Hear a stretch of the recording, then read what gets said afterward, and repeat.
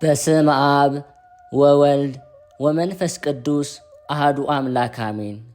በክርስቶስ ክርስቲያን፣ በወልድ ውሉድ፣ በመንፈስ ቅዱስ መንፈሳውያን የተባላችሁ የእግዚአብሔር ቤተሰቦች፣ የቅድስት ድንግል ማርያም የአስራት ያደራ የጥበቃ ልጆች፣ በወደደን ባፈቀረን በክርስቶስ ፍጹም ሰላምታ ሰላም እላችኋለሁ። የአምላካችን የእግዚአብሔር ስሙ የተመሰገነ ይሆንልን። የእናቱ የእናታችን የቅድስት ድንግል ማርያም ለስሙ አጠራር ክብሩና ምስጋና ይግባት። የቅዱሳን መላእክት፣ ጻድቃን፣ ሰማዕታት እንደየተሰጣቸው ጸጋና ክብር ስማቸው የተመሰገነና የከበረ ይሆንልን። አሜን። በሀገር ውስጥም በሀገር ውጭም ያላችሁ የማኅደር ሚዲያ ተከታታዮች የእግዚአብሔር ሰላምና ክብር ከሁላችሁ ጋር ይሁን። እነሆ በዚህ ቻናል ሁልጊዜ በየዕለቱ መርሃ ግብር ስለምንለቅ ገድል፣ ጸሎት፣ ድርሳንና ስንክሳር የምናቀርብበት ሲሆን ይህንን ገድል፣ ጸሎት፣ ድርሳን በእምነት ብትሰሙ ከዲያብሎስ እስራት የምትፈቱበት ከተለያዩ ርኩሳት መናፍስት የምትጠበቁበት ስለሆነ እስከ መጨረሻው ታደምጡ ዘንድ በቅዱሳን ስም እንጠይቃችኋለን። ለአገልግሎቱም ለመደገፍ ሁልጊዜ ላይክ፣ ሰብስክራይብ እንዲሁም ሐሳብ አስተያየታችሁን በኮሜንት በማስፈር መንፈሳዊ ኃላፊነታችሁን እንድትወጡ እንጠይቃለን። እንኳን ለሊቀ መላእክት ለቅዱስ ዑራኤል ወርሃዊ የመታሰቢያ በዓሉ በሰላም አደረሳችሁ። እንዲሁም በዚህች ዕለት ታስበው ለሚውሉ ቅዱሳን ዓመታዊና ወርሃዊ የመታሰቢያ በዓላቸው በሰላም አደረሳችሁ። ከዚህ በመቀጠል የሊቀ መላእክት የቅዱስ ዑራኤል ድርሳን እናሰማለን። የመላእክት አለቃ ከሚሆን ከቅዱስ ዑራኤል ዜና ተአምር አስቀድመን ለዘላለሙ ምስጋና ገንዘቡ የሚሆን የፈጣሪያችን ገናናነቱንና ጌትነቱን ድንቅ የሚሆን ሥራውንም ሁሉ መናገር ይገባናል። በመጀመሪያ ቀን እግዚአብሔር ሰማይና ምድርን፣ ነፋስና እሳትን፣ ውሃንና ጨለማን ፈጠረ። ከዚህ በኋላ አንድ የሚሆን እግዚአብሔር ልጅ በአርአያውና በምሳሌው መላእክትን ፈጠረ። የመላእክት ባህሪያቸው አንድነት ከአምላክ አንድነት ተዋህዷልና፣ ማለትም ባለመሞት የተፈጥሯቸውን ጥንተ ባህሪ አንድስ እንኳ የሚያውቅ የለም። ስለሆነም እግዚአብሔር ካለመኖር ወደ መኖር አምጥቶ ፈጥሯቸዋልና፣ ሰማይን በክንፉ የሰፈራት እግዚአብሔር የመላእክት ተፈጥሯቸው ከነፋስ ወይም ከእሳት እንደሆነ በባህሪው የሚያውቅ እሱ ራሱ ብቻ ነውና፣ የመላእክት ተፈጥሮ በሕሊና ሲያስቡት እጹብ ድንቅ ነው። ድንቅነቱም ለሰው ብቻ ሳይሆን በመላእክት ስንኳ ለራሳቸው አስደናቂ ሆኖባቸዋል። እግዚአብሔር በረቂቅ ባህሪው ተሰወራቸው። ይህንንም እጹብ ድንቅ ከማለት በስተቀር ለመናገር የማይቻል ነው። ሰው የመላእክትን ተፈጥሮ ተመራምሮ ለማወቅ የሚቻለው ቢሆን እሱ ራሱ ፈጽሞ ጥንተ ተፈጥሯቸውን በረቂቅ ነፋስና የሚያቃጥል እሳት መሰላቸው። የመላእክትን ተፈጥሮ አውቃለሁ የሚል ቢኖር ነፋስ ከወዴት እንደተገኘ አስጨናቂ ከሆነ እንግዲያማ ሐሰት ነዋ። የመላእክትስ ባህሪ ከጥንታዊ ባህሪ ጥበቡ የተገኘ ነው። መላእክትን ለምስጋና ከመፍጠሩ በፊት ምስጋናውን ያለማጓደል ያለ ነው። እሱ ከዓለም በፊት የኖረ ከዓለምም በኋላ የሚኖር ነውና፣ እንደዚሁም ነፍስ በሥጋ ከመዋሃዷ በፊት አስደናቂ በሚሆን ሕይወት ውስጥ ነበረች። የነፍስ ባህሪ የተሰወረ ሆኖ ሳለ በግዙፍ ሥጋ አድሮ የተገለጠ ቢሆንም የነፍስንና የመላእክትን ባህሪ መርምሮ አውቃለሁ ማለት ለሰው ልጅ አስጨናቂ ነውና፣ ከዚህ በኋላ እግዚአብሔር ከካህሊነቱ የተነሳ ከርዕሰ መላእክት ጋር አስተባበራቸው። የእግዚአብሔር መላእክትም እርስ በርሳቸው በዚህ ነገር ተደነቁና ሁኔታውን የወርዱ ጀመር። ስለሆነም በእምነታቸው ተጓደሉ፣ ሕሊናቸውም ሳተ፣ ጥፋታቸውንም ፈለጉ።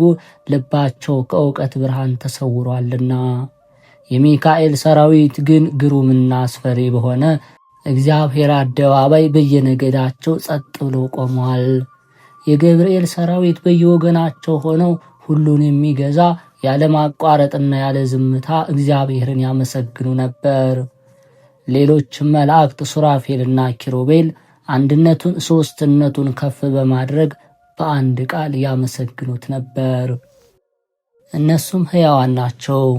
በአርያም ያለ ጌታቸውን በፍጹም ምስጋና ለማመስገን ድካም የለባቸውምና እንቅልፍ የሌላቸው ትጉሃን የሚሆኑ ኡራኤልና ሩፋኤል በየነገዳቸው እግዚአብሔርን ያመሰግናሉ። ለብዛታቸው ወሰን ስፍር ቁጥር የሌላቸው ሁለንተናቸው በዓይን የተመላ እልፍ አእላፋት እሳታውያን ሰራዊተ መላእክት በየተመደቡበት ቦታ ሆነው እግዚአብሔርን ያመሰግኑታል ያገኑታልም። መባረክትን የተጎናጸፉ 99ኙ ነገደ መላእክት እግዚአብሔርን ፈጽሞ ያመሰግናሉ። ሰብለያኖስ ግን አምላክ እኔ ነኝ በማለት የእሱን ተከታዮች መላእክት ሁሉንም ማሳታቸው። ክርክር በተነሳ ጊዜ መልአኩ ቅዱስ ገብርኤል ፈጣሪያችን እስክናገኘው ድረስ በያለንበት ጸጥ ብለን እንቁም በማለት አሰምቶ ተናገረ። ማን ፈጠረን? ማን ነው አምላካችን? ፈጣሪያችንስ የሚሆን ማን ነው እንጃ በሚል ሐሳብ ተውጠውና በብዙ መጠያየቅ ተጨንቀው የነበሩት ነገደ መላእክት ሁሉም የመልአኩ የገብርኤልን ቃል ሰምተው ጸጥ አሉ። ያን ጊዜ መልአኩ ቅዱስ ገብርኤል ጸጥ በሉ ብሎ በታላቅ ቃል አሰምቶ ባይናገር ኖሮ ጨርሰው መላእክት ሁሉ በካዱና በሳቱ ነበር። ዳግመኛም እርስ በርሳቸው የእውነተኛውን ብርሃን የእግዚአብሔርን ልጅና የአብን ሕልውና እንድንናገር ያደረገን ይህ አምላካችን ካልሆነ ማን ፈጠረን በማለት 3 ጊዜ ሕልውናውን አመኑ። ሌሎቹም የሁላችን ጌታ ማን ነው ካሉ በኋላ እንደገና ደግሞ በጨለማ ውስጥ የፈጠረን ማን ነው የሚለውን ቃል ተለዋወጡ። ነቢዩ ዳዊት በትንቢቱ መሰወሪያውን ጨለማ አደባባዩን ጥለው አደረገ ብሎ እንደተናገረ ከዚህ በኋላ እግዚአብሔር በዓለም ላይ ብርሃን ይሆናል። በጨለማው መካከል በላይም በታችም እውነተኛ ብርሃን ይሁን ባለ ጊዜ ወዲያውኑ ብርሃን ተገለጠ። ነገር ግን በአለቃቸው ትዕቢት ብዙዎች መላእክት ከማዕረጋቸው ወደቁ፣ ተዋረዱ። እሷ አለቃቸው ለአመፅ መሰረቷ ለቂም በቀልም ጌታዋ ነውና። ያመኑ የተመረጡ መላእክት ግን አንተ እንደኛው ፍጡር ነህ ስላሉት እኔስ ፈጣሪ እንጂ ነኝ በማለቱ ከማዕረጉ ወደቀ፣ ተዋረደ። የአምላካችን መንግስቱን እውነተኛ ፈጣሪነቱን ክዶ አምላክነቱን ሲሻ ተገኝቷልና። እግዚአብሔርም ሰብለያኖስን እንግዲህ ስም ሰይጣን ተብሎ ይጠራ፣ ሰይጣን ማለት ከማዕረጉ የወደቀ ከክብሩ የተዋረደ ከክብር ይልቅ ውርደትን የመረጠ ማለት ነውና ከራሱ ላይ ትዕቢትና ተንኮል የሰለጠነበት ለሰውም ልጆች ሁሉ ትዕቢትን የሚያስተምር የሚያባልግ ነውና። ኢዮብ ትዕቢት በሥጋ ከተወለደ ከሴት ልጅ አልተገኘም፣ በተንኮልና በክፋቱ ቅሚያና ነፍስን ማስገደልን ከልቡ የሚያመነጭ ከአንዱ ከሰይጣን በቀር።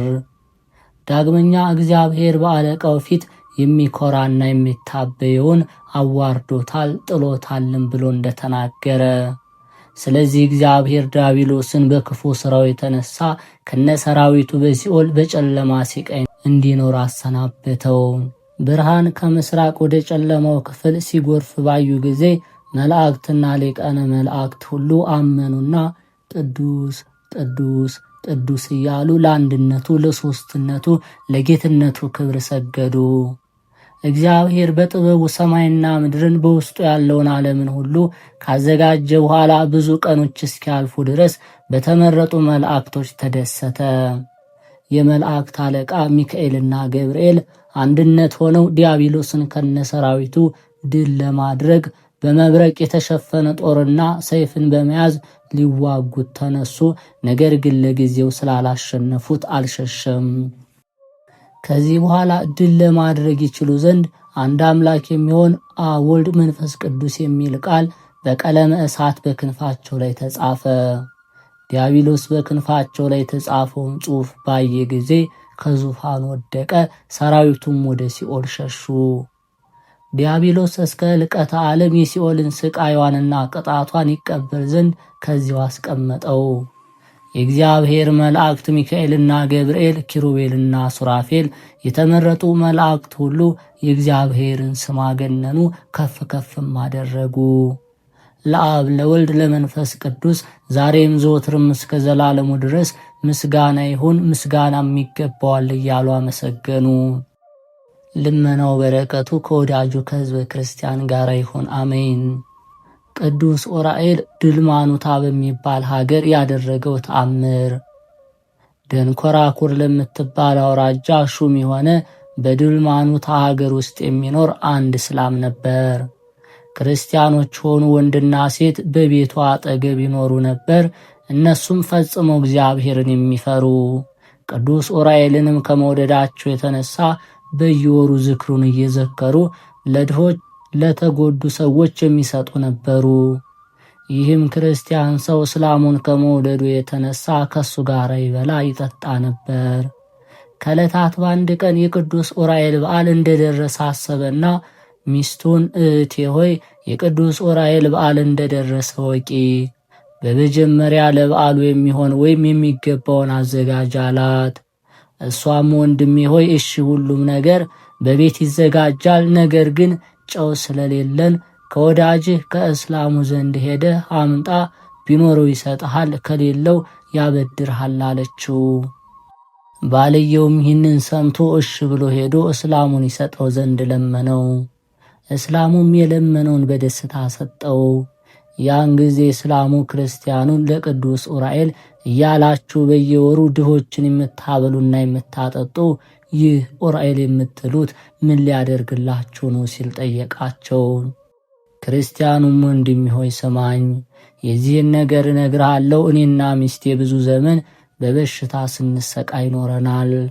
ነገር ግን ከቅዱስ ዑራኤል ቤተ ክርስቲያን እየሄድን በስሙ የተጸለየበትን ማየ ጸሎት እየጠጣን እንጠመቃለን። ከብዙ ዕለታት በኋላ ግን ስንሰቃይበት ከነበርነው በሽታችን ስላላዳንን በበዓሉ ቀን በየወሩ እንዘክራለን አለው። ዳግመኛም እኔ በበረሃ ውስጥ ስሄድ ሰው የሚውጥ ዘንዶ አገኘኝና ሊውጣ ፈልጎ ሳለ የዑራኤል አምላክ አድነኝ በማለት ስሙን በጠራሁ ጊዜ አንድ ቀይ ሰው ጦሩን ይዞ መጣና ዘንዶውን ቢያስፈራራው ወዲያውም ሊወጋው ሲል ዘንዶ ሸሽቶ ሄደ። ያን ጊዜ ያ ያዳነኝ ሰው በፈጣሪ ኃይል ያዳንኩ እኔ መልአኩ ዑራኤል ነኝ ብሎ ከዓይኔ ተሰወረ። እንግዲህስ ቅዱስ ዑራኤል የምናከብረውና የምናፈቅረው በዚህ አይነት እርዳታው ተአምራቱ ነው። ይልቁንም በስጋችንና በነፍሳችን እንዲያድነን ስንል ዳግመኛም በየወሩ ለነዳያን ገንዘባችን እየሰጠን በዓሉን የምናከብረው ዛሬም ከጥፋት ሁሉ እንዲያድነን ነው አለው። በክርስቲያኑ አነጋገር የተነሳም የእስላሙ ሕሊና ተመሰጠና ከዚያን ጊዜ ጀምሮ የመላእክት አለቃ የሚሆን የቅዱስ ዑራኤል ፍቅር በልቡ አደረበት። ከዚህ በኋላ ክርስቲያኑ ከእስላሙ እጅ ጨውን ተቀበለና ወደ ቤቱ ይዞ ሄዶ ለሚስቱ ሰጣት። ሚስቱም በትጋት የቤቱን ሥራ ሁሉ አዘጋጅታ ከጨረሰች በኋላ ለድሆችና ረዳት ለሌላቸው በቅዱስ ዑራኤል ስም ሰጡና ወይም መጸወቱና ድንቅ ተአምር የሚሠራ እሱን ደስ አሰኙት። በዚህም አይነት ሥራቸው ሳሉ ከዚህ ኃላፊ ዓለም በሰላም አረፉ። ያ የደንኮራር ሀገር ሹም የሆነ እስላም ግን ሥራው ንግድ ነበርና ከዕለታት በአንድ ቀን ነጋዴዎች ወደ ንግድ ሲሄዱ ከነሱ ጋር አብሮ ሄደና ከባህር መካከል ገብቶ በመርከቢቱ ላይ በስተቀኝ በኩል ተቀመጠ። ከምዕራብ በኩል አውሎ ንፋስ ተነስቶ መርከቢቱን ለመስጠም እስከምትደርስ አናወጣት። ያን ጊዜ እንደ ልማዳቸው ከጥፋት አድኖ በሰላም በጤና ወደ ሀገራቸው ይመልሳቸው ዘንድ ለቤተ ክርስቲያን የሚሰጡትን መባ ተሳሉ። እስላሙን በመርከቡ ውስጥ ሆኖ የይቅርታና የምህረት መልአክ የሚሆን ለቅዱስ ዑራኤል ቤተ ክርስቲያን ተሳለ። የእስላሙ ቤት የመላእክት አለቃ ከሆነ ከቅዱስ ዑራኤል ቤተ ክርስቲያን አጠገብ ነውና ከልብ ለለመነው በረዳትነቱ ሰውን የሚያድን መሆኑን አስቀድሞ ተረድቷልና። ያን ጊዜ ማዕበሉ ጸጥ አለ። ነጋዴዎች ሁሉ በሰላም ተሻገሩ። ከዚህ በኋላ ቂሳሪያ ወደሚባል ሀገር ሄዱና ኤፍሬም ቤት ገብተው ሲበሉ ሲጠጡ አደሩ። እሱ የነጋዴዎች አለቃ ነበርና። ከዚህ በኋላ በዚያ ሰሞን ወደ ሩቅ ሀገር ሄዱና ወደ ሀገራቸው በሰላም ተመለሱ። ያ እስላም በሰላም በጤና ወደ ቤቱ ስለገባ ለቅዱስ ዑራኤል ቤተ ክርስቲያን የተሳለውን ገንዘብ በብዙ መታመን ወስዶ ለቤተ ክርስቲያኑ ጠባቂ ወርቅና ብር በ3 ሩብ መዝኖ አጠፌት አድርጎ ሰጠው። ከጥቂት ቀን በኋላ ያ እስላም አመነና ተጠመቀ። እግዚአብሔርንም አመሰገነው፣ ቅዱስ ዑራኤልንም አከበረው፣ ወደደው። ቤተ ክርስቲያኑን ከሚስቱና ከልጆቹ ጋር ያገለግል ጀመር። እነሱም ከሱ ጋር አምነዋልና በዚህ በስራው ወይም በአገልግሎቱ ሳለ ከዚህ ከኃላፊው ዓለም አርፎ በቅዱስ ዑራኤል ረዳትነት ደስታ ወዳለበት ወደ ገነት ገባ። የቅዱስ ዑራኤል ጸሎቱ በረከቱ ከወዳጁ ከሕዝበ ክርስቲያን ጋር ይሁን፣ አሜን። ልመናው በረከቱ ከአገልጋዩ ጋር ይሁንና የመላእክት አለቃ የሚሆን ቅዱስ ዑራኤል ያደረገው ተአምር። እመቤታችንን በልቡ የሚያገለግል እግዚአብሔርን የሚወድ ባርክ የሚባል አንድ ዲያቆን ነበር። እሱም ሁል ጊዜ ኢየሩሳሌምንና የሕዝቧን የእመቤታችንም የጽላቷን ጥፋት አታሳይኝ እያለ ይጸልይ ነበር። በዚህም ጸሎት ብዙ ጊዜ ከቆየ በኋላ ከዕለታት በአንድ ቀን በእመቤታችን በረፍቷ በዓል ውሃ ሊቀዳና እንጨት ሊሰብር ሩቅ ሀገር ሄደ። ከወንዙ ደረሰና ውሃውን ቀድቶ ጥቂት እልፍ ብሎ እጅንና እግሩን ሲታጠብ ከበለሱ ዛፍ ስር የበለስ ቅጠል ወድቆ አገኘና በበለሱ ቅጠል ያ በእንስራ ውስጥ ያለውን ውሃ ከደነው ወይም ሸፈነው። ከዚህ በኋላ በእንስራው ያለውን ውሃ ይዞ ወደ ሀገሩ ሲመለስ በመንገዱ ላይ የወፍ ድምፅ ሰማና በወፏ ፊት ለፊት ቆመ።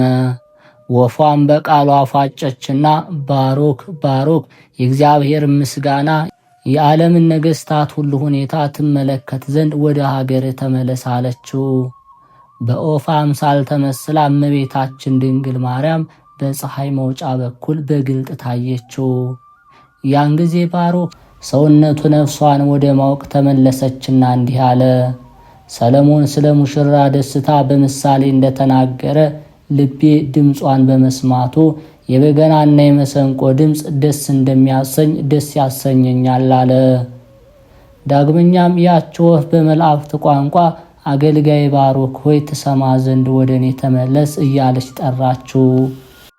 ያን ጊዜ እሱም ወፏ ወዳለችበት ቦታ ተመለሰና ወፏ የምትለውን ድምፅ ሰምቶ ድምጿ በጣም ደስ አሰኘኝ አለ። ያን ጊዜ ዓይኖች በእንቅልፍ አሸለቡና ከጎዳና ጥቂት እልፍ ብሎ እንደ አንበሳና እንደ ነምር በውሃ እንስራው ላይ በእጁ ተንተርሶ ተኛ። ከተኛም በኋላ በመልአኩ በዑራኤል እጅ በመንፈስ ቅዱስ ነጥቆ ወደ ሰማይ አወጣኝ አለ። ከዚያም መልአኩ ዑራኤል ጠንክር፣ ታገስ ባለይ ጊዜ ታገስኩ፣ ጠነከርኩ። ሊተረጎም የማይቻል የነገሥታትና የመኳንንትን የወንዶችንና የሴቶችን የመዘምራንንና የመምህራንን የመነኮሳትንና የወፎችን ነገር ሁሉ አሳየኝ። ንጉሥ ከሚሆን ከአንበሳው ዘንድ ወስዶ አደረሰኝ። እሱም ከወዳቸው መራብ የተነሳ ውፍረት የሌላቸውን እንስሳዎችንና ላሞችን ሲያርድ ሲያወራርድ አየሁት። ያንን ጊዜ ስፈራ ስንቀጠቀጥ ሁኔታውን ይነግረኝ ዘንድ በማይገባኝ ምርመራ መረመርኩት።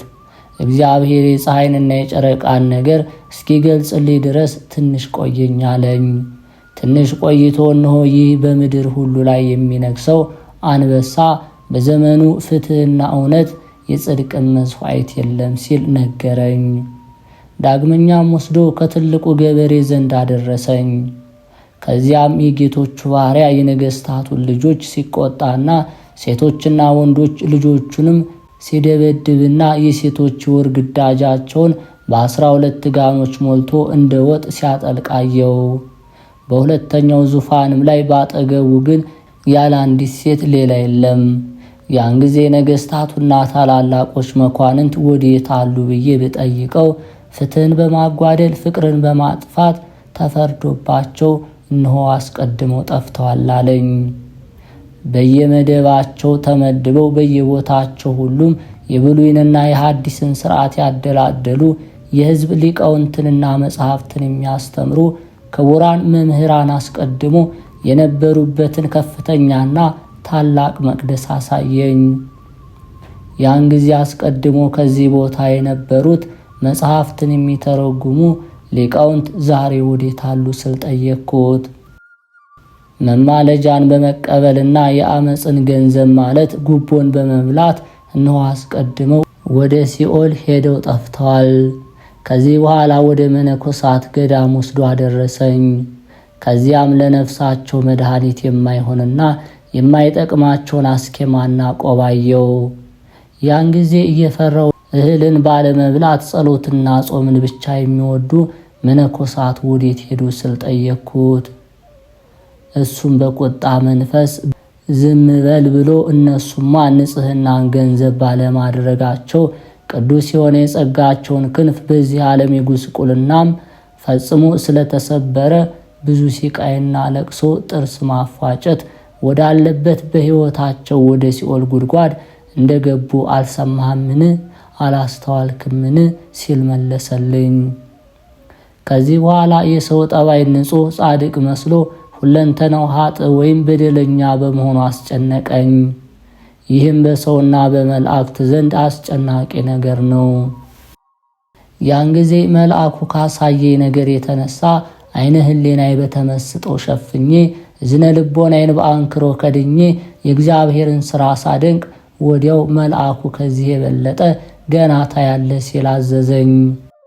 ከዚህ በኋላ ወደ ሰማይ አውጥቶ ከፀሐይ 7 እጅ የምታበራ ብርህት አገርም ማሳየኝ። ዙሪያዋን በሳት የታጠረች በውስጧ ማንም ያልገባባት ነች። ያን ጊዜ ከዚህ እጅግ የምታምር ብርህት የሆነችውን ሀገር ውስጥ የሚገቡት እነማን ናቸው ብዬ ጠየቅኩት። እሱም ከወንድ ጋር የሥጋ ግንኙነት የማያውቁ ደናግል ሴቶችና ወንዶች፣ ሕፃናት እንዲሁም ንስሐ የገቡ ባልቴቶች ይገቡባታል ሲል መለሰልኝ።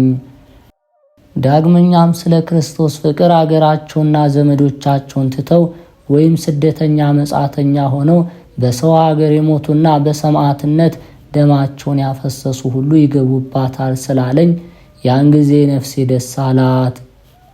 እንደገና ደግሞ ጳጳሳትና ኤጲስቆጶሳት የቤተ ክርስቲያን ሹማምንት ካሉበት ወሰደኝና ስማቸውን በምድር የተከበረ ቢሆንም ወደ ሲኦል ወርደው አየኋቸው። ያን ጊዜ መናገር እስኪሳነኝ ድረስ ይህንን በልቤ ያሰብኩና ሰው ባልተፈጠረ በተሻለውም ነበር በማለት የሰውን ተፈጥሮ አደነቀው። ከዚህ በኋላ መልአኩ ዑራኤል ከእንቅልፍ ተነሳለኝና ወደዚያ ከእንቅልፌ በ70 ዓመት ነቃው። ከእንቅልፌ በነቃው ጊዜ ስላየሁት ራእይ ሁኔታ ነፍሴ ወይም ሰውነቴ ተጨነቀች። የቆምኩባት ምድር ጠበበችኝ፣ ወይኔ ወዮልኝ እያልኩም ብዙውን አለቀስኩ። ወንድሞቼ ሆይ ዲያቆን የምሆን እኔ ባሮክ ይህንን ራእይ አየሁ። ያን ጊዜ በለሷን ቅጠል ከልምላሜዋ ሳጠወልግ ስላገኘኋት በብዙ እየተደሰትኩና እግዚአብሔርን እያመሰገንኩ የቅዱስ ዑራኤልን ድንቅ የሆነውን ሥራ ፍቅሩንም እያደነቅሁ ተመልሼ ወደ ሀገሬ በሰላም ገባው። ስለዚህ ነገር ይህንን ያየነውን እጹብ የሆነ ተአምር እያደነቀ እስከ ሞቱ ድረስ በንጽሕና ኖረ። የቅዱስ ዑራኤል ሀብተ ረድኤቱ አማላጅነቱ ይጠብቀን በእውነት። ዳግመኛም ሊቀ መላእክት ቅዱስ ዑራኤል ያደረገው ተአምር። በአንዲት ሀገር ውስጥ ልጅ የሌላት ወይም መካን የሆነች አንዲት እስላም ሴት ነበረች። እሷም ልጅ ስለሌላት ሁል ጊዜ እየተከዘች ታለቅስ ነበር። ወይኔ በእርጅና ጊዜ የሚረዳይ ልጅ ስለሌለኝ ለእኔ ወዮታ አለብኝ እያለች በዚህ ምክንያት ለብዙ ጊዜ በማዘንና በመተከዝ ኖረች። ክርስቲያን የሆነ አንድ ሰው በጎረቤቷ ስለነበረ ወደ እሱ ቤት ሄዳ ስትጫወት ቆይታ በምትመላለስበት ጊዜ የክርስቲያኑን ልጆች አየችና አሁንም ወይኔ እንደነዚህ ልጆች የሚረዳይ ልጅ የሌለኝ በማለት አለቀሰች። ያን ጊዜ ክርስቲያኑ ሰውዬ ልጆቹን አይታ ማልቀሷን ተመልክቶ ሴትየዋ በዚህ ነገር ምን ያስለቅስሻል? ባጠገብሽ ባለው በቅዱስ ኡራኤል ቤተ ክርስቲያን ብትማጸኚ የለመንሽውን ይሰጥሻል። ከሰጠሽ በኋላ አንደኛ ክርስቲያን ትሆኛለሽ አላት። እሰጠው ዘንድ ከኔ ምን ይፈልጋል? ምንስ ላድርግለት አለችው። እሱም ካንቺ ምንም የሚፈልገው ነገር የለም፣ ነገር ግን የችሎታሽን ያህል ስለተሳይ ያን ጊዜ ልጅ ይሰጥሻል አላት። በዚህም ምክር ሰውነቷ ስለረካና የቅዱስ ኡራኤልም ፍቅር በልቧ ስላደረ በማግስቱ ዶሮ ሲጮህ ከመኝታዋ ተነስታ ከባሏ ጋር ወደ ቅዱስ ኡራኤል ቤተ ክርስቲያን ሄደች። ከዚያም ከቤተ ክርስቲያኑ ቅጽር ገብታ በበሩ አንጻር ቆማ ሰው ሳያያት ልጅ ስጠኝ በማለት እያለቀሰች ትሰግድ ጀመር። ብዙ ጊዜ እየሰገደች ቆየችና በእውነት በተቃጠለ የተመስጦ ልቦና ወይም መንፈስ እነሆ ለቤተ ክርስቲያንህ ገንዘብ እንድሰጥ ስለተሳልኩኝ ልጅም ከሰጠኝ በኋላ ስላንተ ፍቅር ክርስቲያን ሆናለሁ አለች። ከዚህ በኋላ ይህችው እስላም ሴት ከአጸዱ ስር ቁጭ እንዳለች እንቅልፍ ያዛት። ያን ጊዜ የመላእክት አለቃ ቅዱስ ኡራኤል በእጁ በትረ መስቀል እንደያዘ መጥቶ ሴትየዋ አንቺ እስላም ስትሆኚ ከዚህ ምን አመጣሽ አላት። ይህንንም በተናገራት ጊዜ ከግርማው የተነሳ ደነገጠች፣ ፈራችም። ከእንቅልፏም ነቅታ እንደገና ትለምንና ታለቅስ ዘንድ ተነሳች። ዳግመኛም በግልጥ በአንድ ቄስ ተመስሎ መጣና ከ8 ቀን በኋላ ድፍሽን አጥበሽ ነጭ ልብስ ለብሰሽ ነይ፣ እኔም አምላኬን ልጅ እንዲሰጥሽ እለምነዋለሁ። አንቺም ሁል ጊዜ እዚህ ቦታ እየመጣሽ ለምኝ አልቅሽ አላት። እነሱም ነገሩን ተገንዝበው በንጽህና ቆይተው ነበርና ከ8 ቀን በኋላ በዶሮ ጩኸት ነጭ ልብስ ለብሳ ከባሏ ጋር ተመልሳ መጣች። ከዚያም የመላእክት አለቃ በሚሆን ቅዱስ ኡራኤል ቤተ ክርስቲያን በበሩ አንጻር እንደ ቀድሞ ገብታ ቆመች። ልጅም ይሰጣት ዘንድ እየሰገደች እያለቀሰች ወደ ቅዱስ ኡራኤል የህሊና ልመና ወይም ጸሎት ጀመረች። በዚህ ሁኔታ ሳታወላውል ከባሏ ጋር 3 ቀን በመመላለስ ለመነች፣ አለቀሰችም። ከ3 ቀን በኋላ ከባሏ ጋር መጥታ እንደ ልማዷ ስትለምንና ስታለቅስ ቆየች። ልመኗን ከፈጸመች በኋላ ከአጸዱ ስር ተቀምጣ እንቅልፍ ያዛትና እስከ 1 ሰዓት ድረስ ተኛች። ያን ጊዜ ሊቀ መላእክት ቅዱስ ኡራኤል ቀድሞ እንደተገለጸላት በእጁ የመስቀል ምልክት ያለበትን የወርቅ ዘንግ ይዞ መጣና አንቺ ሴትዮ አሁንስ ልመናሽ ተሰምቶልሻል፣ አምላካችንን ፈቅዶልሻልና ወንድ ልጅ ትወልጃለሽ። ነገር ግን እንደ ስዕለትሽ ከወለድሽ በኋላ ክርስቲያን እንድትሆኚ አሁን ወደ ቤትሽ ግቢ አላትና ከፊቷ ተሰወረ። ወደ ቤቷም ተመልሳ ስትሄድ ይህንን ያየችውን ራእይ ለባሏ ነገረችውና ደስ እያላቸው ወደ ቤታቸው ተመለሱ። ከ9 ወር በኋላ ይህች እስላም ወንድ ልጅ ስለወለደች ከባሏና ከቤተሰቧ ጋር ደስ እያላቸው በፍጹም ደስታ የቅዱስ ኡራኤልን ተአምራቱንና የእግዚአብሔርን ሥራ አደነቁ። ልጇም 6 ወር ከሆነው በኋላ ከቅዱስ ኡራኤል ቤተ ክርስቲያን ዘንድ ሄዳ የተሳለችውን ስዕለት ለቤተ ክርስቲያኑ ጠባቂ ሰጠች። እሷም የፊተኛው እምነቷን ትታ በክርስቲያን ሃይማኖት አመነችና ተጠመቀች። ልጇንም በአብ በወልድ በመንፈስ ቅዱስ አስጠመቀቻቸው። ሌላዋ ከእርሷ ጋር ያደገችው እስላም ቅዱስ ኡራኤል ያደረገው ይህንን ተአምር ባየች ጊዜ አመነችና ተአምር ሰሪ በሆነ በቅዱስ ኡራኤል ቤተ ክርስቲያን ሕግ ተጠመቀች። በክርስቲያን ሕግ ተጠመቀች። ከዚህ በኋላ የቅዱስ ኡራኤልን ቤተ ክርስቲያን ባለ ዘመናቸው ሁሉ በሰላም በደስታ ሲያገለግሉ ኖሩ። የቅዱስ ኡራኤል ጸሎቱ በረከቱ ለዘላለም ከሁላችን ጋር ይህንን ድርሳኑን የምንሰማ በጸሎት አስቡን ካሉን ከእህት ከወንድሞቻችን ጋር ይሁን። የተከበራችሁ የልዑል እግዚአብሔር ቤተሰቦች፣ ከዚህ በመቀጠል የሊቀ መላእክት የቅዱስ ኡራኤል መልኩን እናሰማለን። ኡራኤል ሆይ ከመልኮች ሁሉ ይልቅ ያንተን መልክ አጽልኦ እወዳለሁ። የመልክህ ስነ ጸዳል በደመ ወልደ እግዚአብሔር የታተመ ነውና። ኡራኤል ሆይ እግዚአብሔር ኃይሉን የሚገልጽበት መልአከ ብርሃናት አንተነ በዕለተ ስቅለት በደመ ወልድ ዓለምን ለመቀደስ ከሁሉ ይልቅ አንተ ተሰይመሃልና ስለ ክብርህ የሰማይ መላእክት አደነቁ።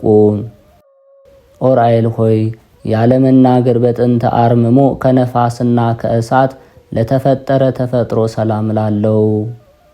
ዑራኤል ሆይ የይቅርታና የቸርነት ክብር መልአክ ነህና ስለኛ ስለ ሰው ልጆች ወደ ልዑል እግዚአብሔር ማልድ። አማላጅነት ዘወትር ከጥፋት ያድናልና። ከማርና ከወተት ይልቅ ለሚጥመው ስም አጠራር ሰላም ላለው። ዑራኤል ሆይ ክንፍ በደመ ወልደ እግዚአብሔር የተነከረ የታለለ ነውና ለዓለም ሁሉ መድኃኒት ትሆን ዘንድ ግሩም የሚሆን እግዚአብሔር ስልጣን በክብር ከፍ አደረገ። ዑራኤል ሆይ እሳታዊ ለሆነ ስዕርተ ርእስህና ርእስህም ሰላም ላለው።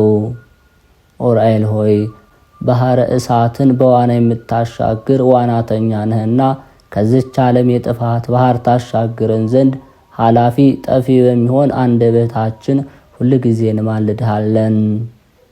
ዑራኤል ሆይ ችግረኞችን ለሚመለከቱ ዓይኖችህና የቅዱሳንን ጸሎት ሰምተው ወደ እግዚአብሔር ለሚያቀርቡ አእዛኖች ሰላም ላለው። ዑራኤል ሆይ ቀይሃን እሳታዊ ያልሆኑ ጉንጮችህና ከዚህ ዓለም ሽቶ ልዩ መዓዛ ላላቸው አእናፎችህም ሰላም ላለው። ዑራኤል ሆይ የደጋጎች ምስራቃውያን የሰብአ ሰገል መሪ ኮከባቸው አንተነ። እግዚአብሔር ወልድ ከድንግል ማርያም በሥጋ በተገለጸ ጊዜ እስከ ቤተልሔም እየመራህ አድርሳቸዋልና። ዑራኤል ሆይ ያለ ዝምታና ያለ ቸልታ ፈጣሪያቸውን ለሚያመሰግኑ አፍህና ከናፍር ሰላም ላለው። ዑራኤል ሆይ ትጉህ የሆንክ የትጉሃን አለቃ እንደመሆን ሁሉ ዓለምን ለመቀደስ የእግዚአብሔር ልጅ በፈሰሰው ደሙ እኛን የቅድስት ወንጌል ልጆች አድነን ቤዛም ሆነን። ዑራኤል ሆይ በደዌ ሥጋ በደዌ ነፍስ የተያዙትን ሕሙማንን ለሚፈውስ ቃልህና እስትንፋስ ሰላም ላለው። ዑራኤል ሆይ ሰማያዊ አገልጋይ ቄስ ነህና ምድርን በከበረ በክርስቶስ ደም እንደባረካት እንደዚሁ ቤተ መቅደስን ሕያው በሚሆን በክርስቶስ መስቀል ባርካት። ዑራኤል ሆይ የሚያስፈራና የሚያስደነግጥ መብረቅን ከተጎናጸፉ ክንፎችና መትከፍህ ጋራ ባለመለያየት በስረ ወጥነት ለሚገኙ ክሳድህና ጉርኤ ሰላም ላለው። ዑራኤል ሆይ ክቡር የምትሆን ሰማያዊ መልአክ ነህና በዕለተ ስቅለት ዓለምን ለመቀደስ የክርስቶስን ደም በምድር ላይ በምትረጭበት ጊዜ የተአምራትህ ቃለ ማጽነቅ ድምፅ በምድራችን ተሰማ አስተጋባ። ዑራኤል ሆይ የምስጋናን መጎናጸፊያ ለተጎናጸፈ ዘባን ሰላም ላለው። የቅዱሳንን ጸሎት ተቀብሎ ከሥላሴ ለሚያደርሰው እንግዳህም ሰላም ላለው። ዑራኤል ሆይ የሱራፌል ጓደኛ የእግዚአብሔር ቤተ መቅደስ አገልጋይ መልእክተኛ እንደመሆን በፊትህ የምንመላለስ የእኛን ጸሎታችን ወደ አብ አቅርብልን አድርስልን። የዓለም ባለሟል የታመንክ አማላጅ ነህና። ዑራኤል ሆይ የመስቀል ምልክት ያለበትን የተአምራትንና የማዳን በትረ ተአምር ለጨበጡ እጆችና ሕፅን ሰላምታ ይገባል። ዑራኤል ሆይ በብቸኛው ተጓዥ በያዕቆብ ትመሰላለህ። ከተከታዮቿ ከዮሴፍና ከሰሎሜ ጋር ድንግል ማርያምን እየመራ ከምድረ ሎዛ እስከ ደብረ ቁስቋም አድርሳታልና። ዑራኤል ሆይ በተፈጥሮ ኅብረታቸው ለሚያስደንቁ ለእጅህ መዝራዓትና ክንድህ ለወርችና ለመዳፍ ሰላም ላለው። ዑራኤል ሆይ ማኅበርን የምትባርክ ደገኛ ካህን ነህ እኮን። በየጊዜው እርዳን ጠብቀንም ለጠላት አሳልፈ አትስጠን። እርዳታ ሀገርን ከጥፋት ሕዝብን ከስደት ያድናልና። ዑራኤል ሆይ ለእጆች ጣት ሰላም ላለው። በጣቶች ጫፍ ላይ ለሚያንጸባርቁ ጽፍሮችም ሰላም ላለው። ዑራኤል ሆይ የምስጋና ለውዝ ገውዝ የያዝህ ነበልባላዊ ሙሽራ እንደመሆን ከአንተ ዘንድ ከሚመነጭ ዝራ ከጠጣው ጠጥተው ይረኩ ዘንድ ማየ ሕይወትን የተጠሙ ሰዎች ሁሉ ወደ አዳራሽ ይሰባሰባሉ። ኡራኤል ሆይ እሳታውያን አክናፍ ለተጎናጸፉ ጎኖች ሰላም ላለው። በሕይወት ምስጋና መብል ለተመላ ከርሰም ሰላም ላለው። ኡራኤል ሆይ በብርሃናት ሁሉ ላይ የተሾምክነህና ከዕለት እኪት ሰውረን ከክፉ ነገር ሁሉ ጠብቀን። ኡራኤል ሆይ ክህሎት የባህሪው የሚሆን የአምላክን ትእዛዝ የሚጠብቅና የችግረኞችን ሰዎች ልመና ወደ ፈጣሪው ለማቅረብ ዝግጁ ለሆነው ሕሊናህና ልቦና ሰላም ላለው። ኡራኤል ሆይ መልካም ባለሙያ መልአካዊ ገበሬ ነህና ከግብረ ዲያብሎስ እንክርዳድ የኃጥአንን ነፍስ ፍሬ በእርዳታ መንሻ በጥረ አንጠርጥረ ለይ። ኡራኤል ሆይ የመለኮት መንፈስ ኃይል አድሮ ለተጠቀመባቸው ውስጣውያን ገንዘቦች ሰላም ላለው። ኡራኤል ሆይ የተፈጥሮ ባህሪ ይህ ከእሳትና ከነፋስ እንደመሆኑ መጠን የአገልጋይህን የሕይወት ዜና መርከብ የባህር ማዕበል ሞገድ አያንገላተውም። መስቀል ዜና በወልደ እግዚአብሔር ደም ታትሟልና። ኡራኤል ሆይ አጋንንትን ሰይፎ አቃጥሎ የሚያጠፋ ነበልባላዊ ሰይፍን ለታጠቀው ገብህና ህንብርት ሰላም ላለው። ኡራኤል ሆይ አምላካችን እግዚአብሔር የሕይወትና የይቅርታ ዝናብ በምድራችን ላይ ያዘንብ ዘንድ እንዲሁም የእርሻችን አዝመራ በዝናብ አብቅሎ በፀሐይ አብስሎ ለምግብነት እንዲያበቃ ከፈጣሪ ዘንድ ምሕረትን ማልደህ ለምን። ኡራኤል ሆይ በአንድነቱና በሦስትነቱ ለሚሰገድለት አምላክ ስግደትን ለሚያስቀድሙ ለሁለቱ አብራኮችና እሳታውያን አቋያጾች ሰላም ላለው። ኡራኤል ሆይ በየጊዜው በየዕለቱ በየሰዓቱ የምታብብ የሃይማኖት ፍሬነ አበባነትም ለነሱ የታደሙትን ደስ የሚያሰኝ የመርአዊ ክርስቶስ አበባ ነው። ኡራኤል ሆይ ለእርዳታ ፈጽሞ ለሚፋጠኑት እግሮችና ሰኮና ሰላም ላለው። ኡራኤል ሆይ በስደት ወራት ለድንግል የምድረ ግብፅን መንገድ ያመለከትካት አንተነ 3 ዓመት እያለቀሰችና እያዘነች በስደት ከቆየች በኋላ ተመልሳ ወደ ሀገሯ እንድትገባ የደስታ ምስራች ያበሰርካት አንተነህና።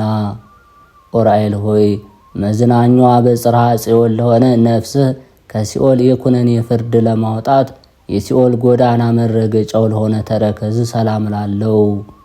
ኡራኤል ሆይ ከፈጣሪ ይቅርታን አስገኝተ የኃጥአንን ነፍስ የምትጎበኝንህና በዚያች ቁርጥ ፍርድ ቀን የሲኦልን ደጃፍ እንዳናይ ስለ እመቤታችን ድንግል ማርያምና ስለ ልጇ ኢየሱስ ክርስቶስ በቃል ኪዳን እንማጸናለን። ኡራኤል ሆይ ሁለቱ አጋረ ጉንድ ለበቀሉ 10 ጣቶችና ጽፍሮችም ሰላም ላለው። ኡራኤል ሆይ ለሄኖክ ምስጢረ ጥበባትን እንደገለጽክለት ሁሉ ከነበልባላዊ መልአክ ከገብርኤልና ከደገኛው ከደቅስዮስ በዓል ጋራ በህብረት በሚከበረው በዓልህ የተሰበሰቡት ምእመናንን ሁሉንም ባርካቸው። ኡራኤል ሆይ ነበልባላዊ አካለ ቆምህና ለሳታዊ ስነ መልክ ሰላም ላለው። ኡራኤል ሆይ ለእዝራ ሱቱኤል ምስጢርን የሚገልጽ ትንቢትን የሚያናግር ጽዋ ልቦናን ለመትጋት እንደተቻኮልክ ሁሉ በውስጥ በአፋ የከበርክ መልአክ ነህና የአንደበትህን ምስጋና ለመቀበል ፈቃደኛ በመሆን በሐዘን የታረጋጋይ ዘንድ በሩጫ በችኮላ ወደኔ ፈጥነና። አብ ወልድ የከበረ ደሙ መረጨት ዓለም ትቀደስ ዘንድ ከተራራ ወደ ተራራ ከቦታ ወደ ቦታ በመዘዋወር ትኩሱን የሚያቃጥለውን የመለኮት ደም የረጨ ኡራኤል ሆይ ለዓይን ደስ የምታሰኝ የጥበብ መፍለቂያ ምንጭ አንተ ነህና ከእግዚአብሔር ከተሰጠ ክንፈ ረድኤት ስትከንፍ መጥተ አፋጣኝ እርዳታ አድርግልን። አቤቱ የእግዚአብሔር ወልድን ከሙታን ተለይቶ በዕለተ ሰንበት በሥጋ የመነሳቱን ምስራች ምስጢራዊ ቦታ በሚሆን ለቅዱሳት አንስት የገለጽህ ኡራኤል ሆይ ሰማያዊን ምስጢረ ነገርና ምድራዊውን መፍቀደ ነገር እናውቅ ዘንድ ልዩ ልዩ ቋንቋዎችን ግለጽልን።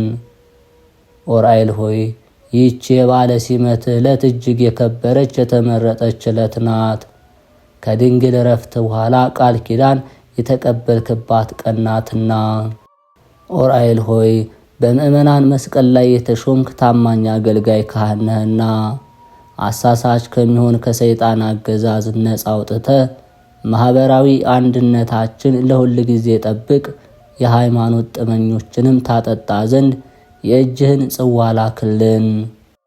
አቤቱ ለጻድቁ ይስሐቅ የስንዴ ዘሩን ጠዋት ዘርቶ ማታ አጭዶ ወቅቶ ከጎተራው ያስገባው ዘንድ መንፈሳዊ ጥበብን ያቀዳጀኸው አንተ ዑራኤል ነህ።